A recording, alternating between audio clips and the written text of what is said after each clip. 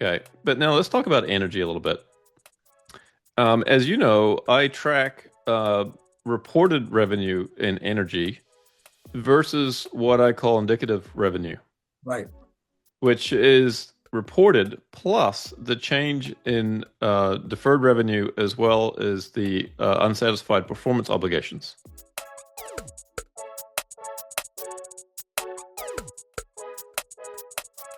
And there's been quite a difference you can see between the reported and the green bar versus the indicative, the yellow or the orange bar. So Um, on the green bar, would it be reported and or recognized? Is recognized even, I mean, that's kind of an accounting term. Is that a better way to think of the green bar? yeah, it's the revenue that they're allowed to recognize per accounting rules, which is what they report. Okay. So similar, I think, in that sense. They recognize the revenue on the Megapacks and other storage products deployed and sold. But Megapack is particularly challenging because they recognize revenue over periods of time Mhm. under the percentage of completion method. So they're not, when they install a Megapack, that happens over, a number of quarters. And they recognize some revenue at different stages along the way. Right. So it is helpful to look at this indicative revenue because it does give us a little bit of a clue about what the future trend of revenues might be. Mhm. And in past quarters, the yellow bar has been growing faster than the green bar. And this quarter, the gap closed a little bit. The green bar kind of accelerated. Okay, which is fine. Again, we should expect some lumpiness in these measures too. Sure. But the fact that both bars are growing is a good sign. And some pretty healthy numbers there. Right. Now, here's the status of their total deferred revenue and unsatisfied performance obligations. We're now at about $9 billion. Hmm. And that's all revenue that will flow through the income statement at some point. And did we decide in an earlier session, or maybe it was, I can't remember, that this is potentially mostly profit? Well, I'm skeptical about that. All right. The accounting rules generally say that you need to match your revenues with your expenses. Okay. And so I'm highly skeptical that they're booking all the expenses up front, and I then when see. they recognize this, that they get to I enjoy see. just pure Right. profit. Right. And I think the fact that the margins on energy went down this quarter, I think is some indication of that they're Oh, not just booking this as pure profit, okay. All right. which frankly kind of flies in the face of accounting rules, Right. in my opinion. Now, there's some folks in our community, Bradford and Larry, that've done some work on this.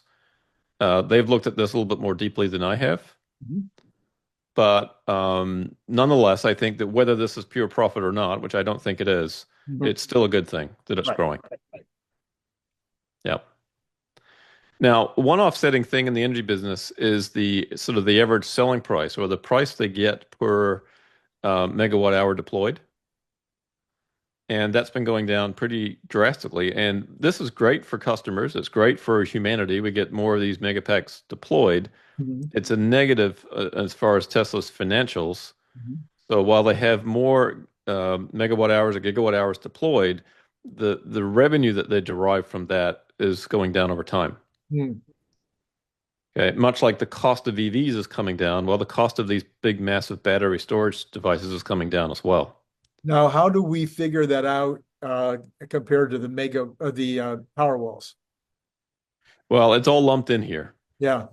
So Yeah, the average between power walls and yeah, megapacks is coming down. Okay.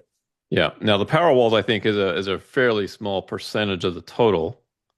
I mean, still significant, Right. but most of what's driving this, I believe, is probably the megapack pricing. Okay. Okay. Um, and you look at the left side of this chart, there's some pretty crazy prices Right. just a few years ago. Yeah, and But this has been one that's always confused me a little bit. If the TAM is unlimited and if they're battery constrained, it would seem like these margins would be higher. yeah, Generally speaking, if you have massive TAM and you are probably not the only one constrained by battery supply, it would seem like you'd be able to charge more. But I don't know. I don't quite get what's going on there. Yeah, it's an interesting observation, isn't it? I saw some numbers recently that put the total deployments of battery storage products, grid scale battery storage last year to 200 gigawatt hours. Mhm. And Tesla, I believe, did 30% of that. Hmm. So let's say 30% market share globally. Right, Now, most of that I think was deployed in China. And of right. course, Tesla opening up their mega pack factory in China will help address that. Mhm. Mhm. So it is a competitive market. Right. Tesla does have to respond to that. Are the other companies as battery constrained as Tesla is? Probably, but perhaps not. Well, we do know that CATL and BYD make their own batteries. So that might mean that they're able to, also this problem of we need it, but we can't plan for it unless we know we can get it. Chicken and egg problem. Yeah, So utilities that want to plan for the batteries need to also be able to plan for transformers and utility hookups and all the rest. And all the transformers and utility hookups are a problem right now. So then you can't place the order because you can't plan on the hookups and or you don't know when you're going to get the batteries. So right. as some of that smooths out, it might improve the ability to the TAM is one thing, the addressable TAM is one thing, the immediately addressable TAM might be completely different. Yeah. No, I think that's right. And it's a very long cycle business. Yep. So Tesla probably has pretty good visibility about what's coming. They may not know exactly what quarter the orders will be placed, but I'm sure that they have discussions with their customers well in advance, and they know sort of, the direction of this business. So the fact that Elon mentioned, I believe he mentioned, although no one asked him about this, that they're building a third mega pack factory. He said it. Yeah, right. I looked at the transcript. Now there is a little bit of ambiguity there, Oh, perhaps, oh, but it does look pretty clear that he was referring to a third megapack factory uh-huh.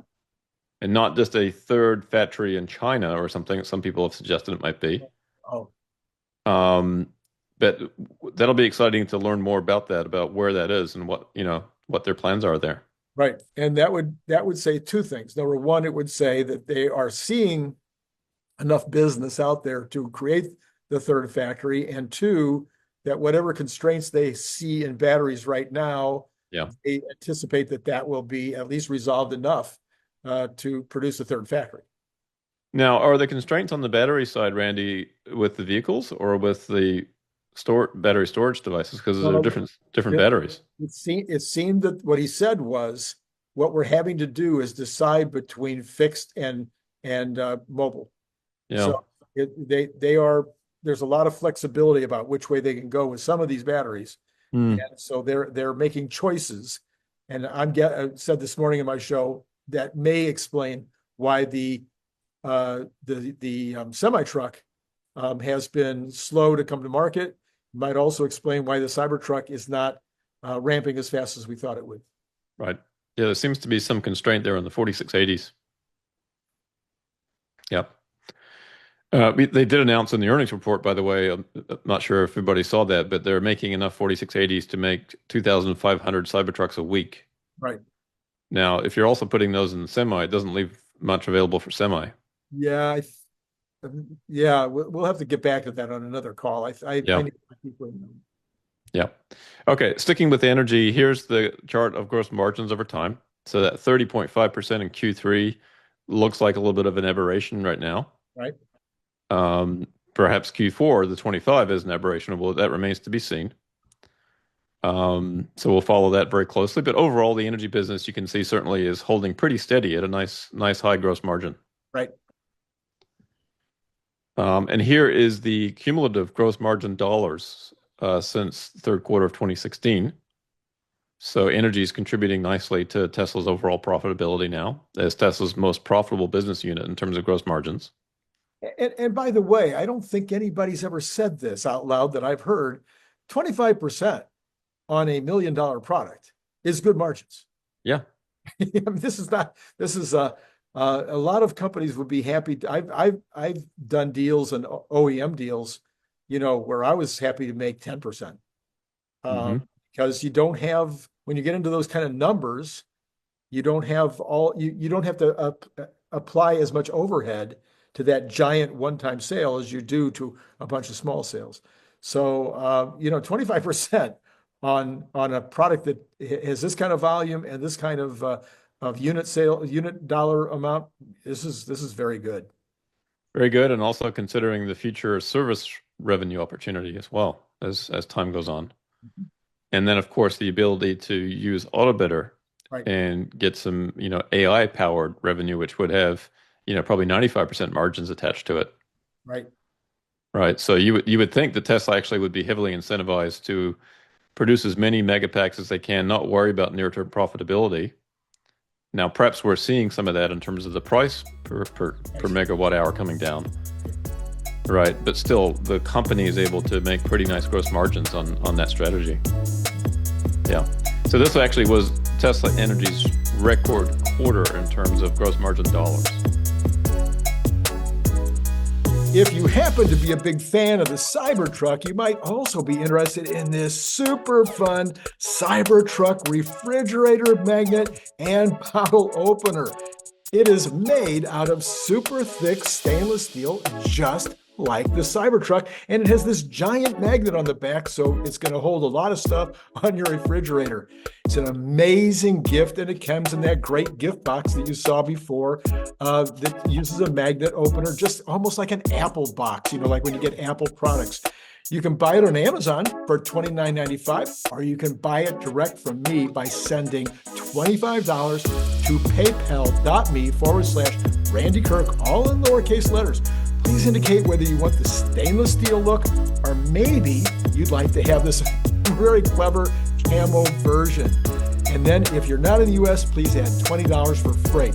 If you'd like more than one, please check the information below to get pricing, as well as all that information I just told you will be repeated in the information below. So once again, think about joining the channel, getting the up-to-date Tesla news every single day. I think you'll be glad you did.